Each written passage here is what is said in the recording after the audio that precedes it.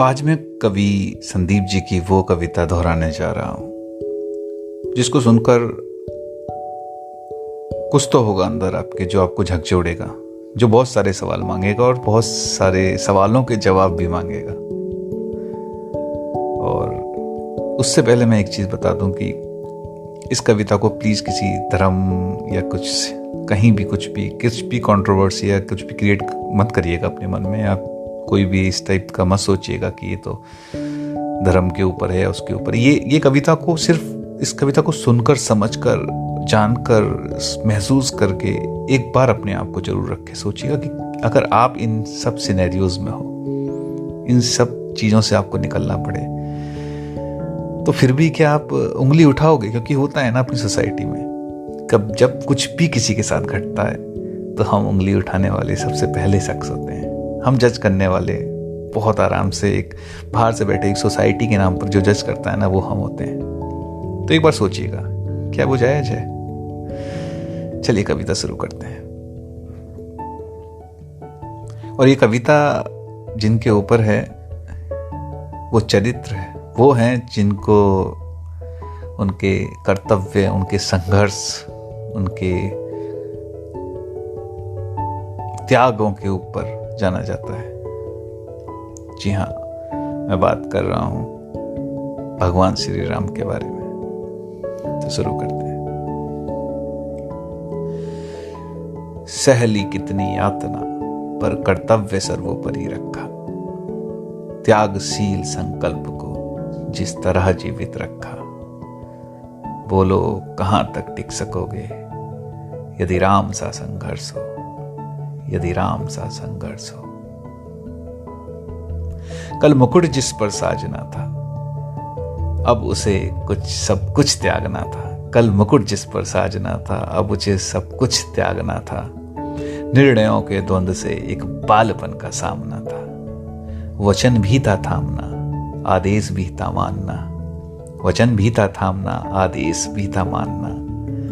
तब इस तरह सोचो स्वयं को, धर्म पर तुम रख सकोगे। तब इस तरह सोचो स्वयं को, धर्म पर तुम रख सकोगे। बोलो कहां तक टिक सकोगे यदि राम सा संघर्ष हो, यदि राम सा संघर्ष हो। प्रजा तो बस राम की थी, प्रजा तो बस राम की थी, दुनिया उसे तो जप रही थी। वचन ही था तोड़ देता, धर्म ही था छोड़ देता। पर पीढ़ियां क्या सीख लेंगी, राम की चिंता यही थी। पर पीढ़ियां क्या सीख लेंगी, राम की चिंता यही थी। हो छिन रहा एक क्षण में सब कुछ, सोचो। हो छिन रहा एक क्षण में सब कुछ, सोचो एक क्षण क्या करोगे। बोलो कहां तक टिक सकोगे यदि राम सा संघर्ष हो, यदि राम सा संघर्ष हो। केवट न जाने क्या किया था, सौभाग्य जो उसको मिला था। राम से ही तारने को, राम से ही लड़ गया था।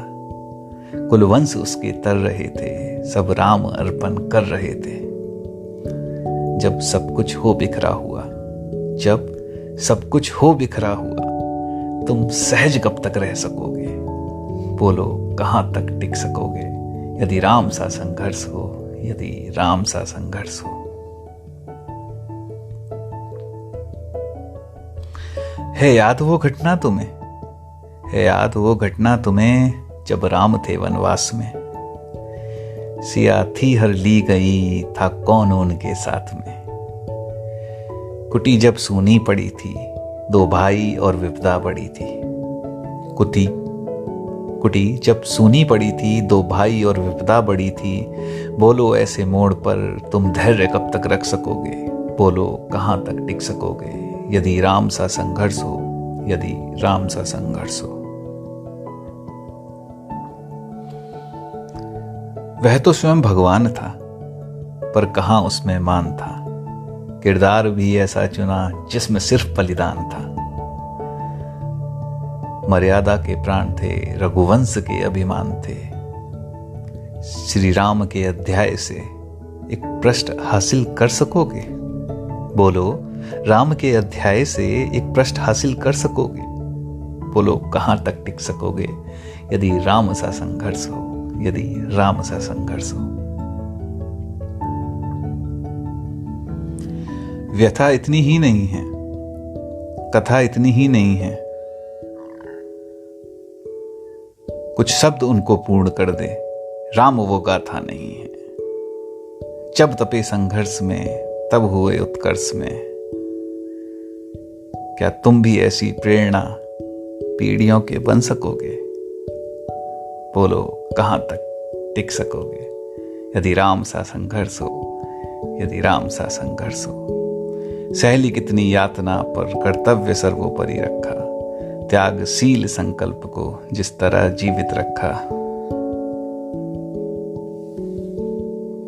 बोलो कहाँ तक टिक सकोगे यदि राम सा संघर्ष हो, यदि राम सा संघर्ष हो। साइनिंग ऑफ, दीपक सम्राट चौधरी। और उम्मीद करूंगा कि आप सभी इसे कनेक्ट करें और समझें लाइफ में जितने भी संघर्ष हैं, जितनी भी चीज़ें हम कर रहे हैं, क्या वो सही कर रहे हैं। बस भगवान से दुआ करते रहिए कि हमें हमारी गलती के लिए माफ़ करता रहे।